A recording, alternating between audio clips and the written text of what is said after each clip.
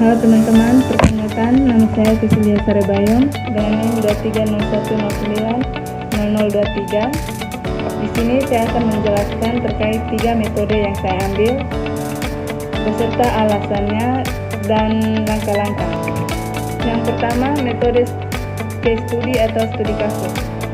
Metode pembelajaran case study adalah strategi pembelajaran yang berpusat pada siswa dengan menyajikan narasi terperinci mengenai situasi nyata atau realistis. Alasan saya memilih metode ini karena untuk mengembangkan teori dengan realita, melatih siswa dalam berpikir kritis, serta meningkatkan keterampilan komunikasi dan kerjasama, dan membangun rasa percaya diri dalam pengambilan keputusan. Yang berikut, langkah penerapan case study. Langkah yang pertama adalah persiapan individu. Siswa membaca dan mempelajari materi kasus secara mandiri sebelum diskusi simulasi. Yang kedua, penetapan kasus. Guru menyajikan kasus yang relevan dengan capaian pembelajaran. Yang berikut, analisis dan diskusi kelompok kecil. Siswa berkolaborasi untuk mengidentifikasi masalah dan mencari informasi tambahan yang diperlukan. Yang keempat, diskusi kelas. Hasil pemikiran kelompok dipresentasikan dan didebatkan bersama seluruh kelas di bawah bimbingan fasilitator atau di bawah bimbingan guru. Yang kelima, refleksi dan kesimpulan. Benarkan kesimpulan akhir dan perbaikan jawaban yang kurang berdasarkan masukan selama diskusi. Metode yang kedua adalah metode diskusi.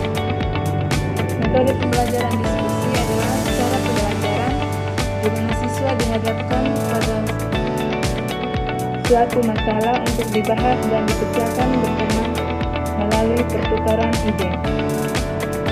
Alasan saya memilih metode ini karena bisa memberi ruang bagi siswa untuk bersuara sehingga mereka merasa dihargai dan terlibat serta belajar menerima pendapat dan cara pandang orang lain secara sehat dan melatih kepercayaan diri siswa dalam berkomunikasi dan berargumentasi di depan banyak orang. Ikut langkah-langkah penerapan metode diskusi. Yang pertama, pemberian masalah. Guru menyajikan isu, kasus, atau pertanyaan terbuka bersifat problematis atau yang memiliki lebih dari satu sudut pandang. Yang kedua, pembentukan kelompok dan penjelasan aturan. Guru membagi siswa ke dalam kelompok dan menjelaskan aturan main diskusi, seperti durasi, cara bertanya, dan tugas masing-masing peran seperti moderator atau notulen. Yang ketiga, pelaksanaan diskusi. Siswa dalam kelompoknya mulai bertukar pikiran, menganalisis data, dan mencari solusi atas masalah yang diberikan.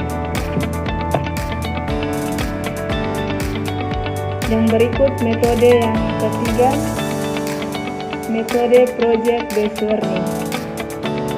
Metode project based learning adalah metode pembelajaran di mana siswa belajar melalui jangka panjang untuk menghasilkan sebuah produk atau karya nyata sebagai solusi atas sebuah tantangan atau pertanyaan kompleks. Alasan saya memilih metode tersebut karena dapat melatih siswa dalam berpikir kritis serta mengelola langkah-langkah kerjasama dan mengatasi hambatan selama pembuatan proyek dan membangun kolaborasi antar tim serta percaya diri. Yang berikut, langkah-langkah penerapan metode project based learning. Yang pertama, pertanyaan mendasar. Guru memberikan pertanyaan menantang yang berkaitan dengan dunia nyata. Pertanyaan ini harus bersifat terbuka dan menjadi dasar bagi siswa dalam membuat proyek. Yang kedua, mendesain perencanaan produk. Guru dan siswa merancang rencana proyek secara kolaboratif. Ini mencakup aturan, pemilihan aktivitas, serta alat dan bahan yang dibutuhkan. Yang ketiga, menyusun jadwal. Siswa dan guru membuat lini masa pengerjaan. Ini mencakup batas waktu setiap tahapan proyek. Langkah yang berikut adalah memonitor keaktifan dan perkembangan. Guru bertanggung jawab memantau aktivitas siswa selama pengerjaan proyek. Guru bertindak sebagai mentor untuk membimbing proses dan memastikan setiap anggota kelompok berkontribusi. Yang berikut, menguji hasil. Setelah selesai, dilakukan penilaian, biasanya dalam bentuk presentasi atau pameran karya. Guru mengukur sejauh mana tujuan pembelajaran tercapai melalui produk yang dihasilkan. Yang berikut, evaluasi pengalaman belajar. Pada akhir proses, guru dan siswa melakukan refleksi aktivitas dan hasil proyek.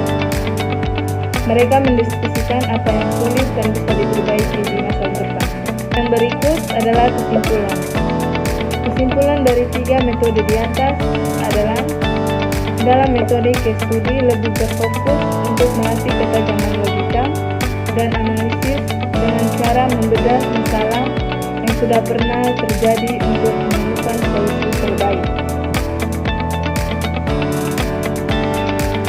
Sedangkan metode diskusi lebih berfokus untuk melatih kecerdasan verbal dan toleransi pada proses pertukaran gagasan dan untuk mencapai pemahaman bersama.